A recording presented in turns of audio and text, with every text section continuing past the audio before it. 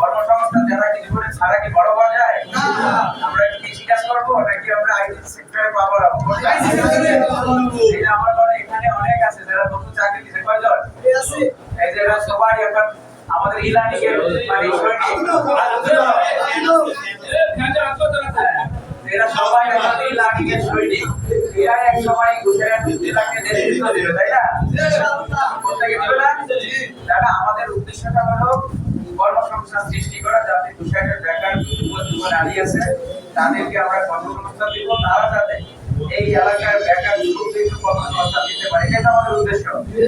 আমরা শুধু আমাদের লক্ষ্যে ঠিক থাকলে আমরা জয় হতে পারবো ইনশাআল্লাহ। ঠিক আছে? আর রাজনীতির বক্তব্য আমি দেই না, এগুলো দিলে আমাদের দাদা ব্যবসায়ী কাকা আছে যাদের জমার কাছে এরা এগুলো ভালো দেয়। আমি যে বলছি আমার উদ্দেশ্য যেটা সেটাই, আমরা সমাজ থেকে মাদক দূর করবো। আমরা সবাই মিলে এই মাদক দূর করার জন্য তো আমি একা পারবো না, পারবো? শুধু খেয়াল রাখতে হবে রাত 8টার পরে যদি 10-12 বছর 15 বছরের বাচ্চা নাই বাজারে না থাকে, তাদেরকে যেগুলো বাজার থেকে দাঁড়ায় দিতে হবে, বাসায় তো লেখাপড়া করো, তাই না?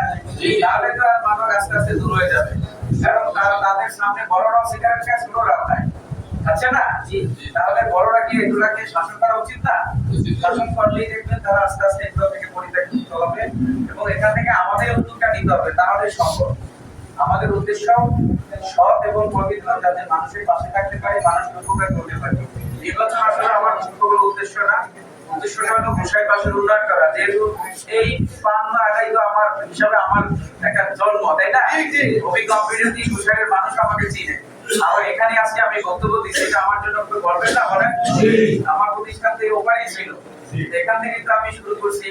আমি হয়তো কম্পিউটার আগে শিখছি, কিন্তু আমার পরিচিতার জগতে গোসাইয়ের এখান থেকে, আবার এখান থেকে আমি শুরু করতে চাই। কি বলে?